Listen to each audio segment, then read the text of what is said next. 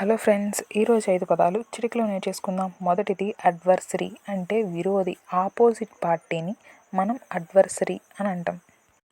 అంటే opposing council in a court case, అంటే ఒకరికి వ్యతిరేకంగా ఇంకొకరు వ్యవహరించినట్లయితే దాన్ని అడ్వర్సరీ అని అంటారు. 2 అపీరెన్స్, అంటే హాజరవ్వు. కోర్టు నుంచి ఏదైనా నోటీస్ కానీ సమన్స్ కానీ అందినప్పుడు కోర్టుకి వాళ్ళు హాజరయ్యి సమాధానం చెప్పుకుంటారు కదా, సో అలా కోర్టుకి వెళ్ళినప్పుడు అప్పీర్ అయ్యారు అని అంటారు. సో అలా హాజరు అవ్వడాన్ని అప్పీరెన్స్ అని అంటారు. 3వది మొరాలిటీ, అంటే నైతికత. మామూలుగా నైతికంగా ఉండడం అంటే ఏంటి? ఎవరిని చంపకుండా, దొంగతనం చేయకుండా, ఏది దోచుకోకుండా పొలైట్గా ఉండడం, ఎదుటి వాళ్ళని మంచిగా ట్రీట్ చేయడం, పేదవాళ్ళకి హెల్ప్ చేయడం, ఆ లాస్ని ఫాలో అవ్వడం, ఇలాంటివన్నీ చారిటీ, ఇలాంటివన్నీ మోరల్స్ అన్నమాట.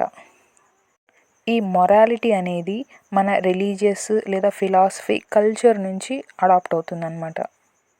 4వది రీజనబుల్ ఆపర్చునిటీ, అంటే సహేతుకమైన అవకాశం.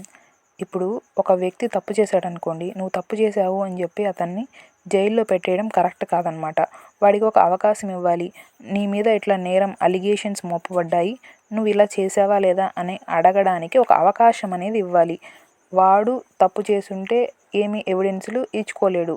ఒకవేళ తప్పు చేయకుండా ఇలా అవకాశం ఇవ్వకుండా ఆ వ్యక్తికి శిక్ష వేసేస్తే ఒకవేళ అతను నిర్దోషి అయి ఉండొచ్చు కదా, అందుకనేసి రీజనబుల్ ఆపర్చునిటీ అనేది ఇవ్వాలి.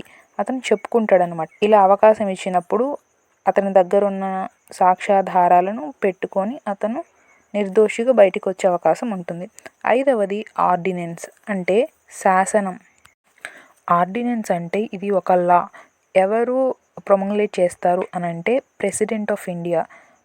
పార్లమెంటు సమావేశాలు లేనప్పుడు భారత రాష్ట్రపతి జారీ చేసే చట్టాన్ని ఆర్డినెన్స్ అని అంటారు.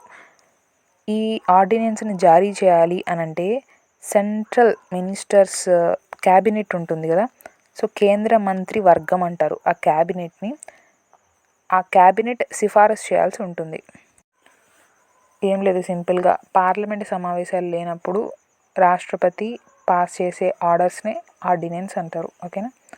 మీకు ఈ పదాలు నచ్చినట్లయితే లైక్ కొట్టి షేర్ చేసి సబ్స్క్రైబ్ చేసుకోండి. మీ ఫ్రెండ్స్ని సబ్స్క్రైబ్ చేసుకోమని షేర్ చేయండి. మరో వీడియోతో మళ్ళీ కలుస్తాను. బాయ్.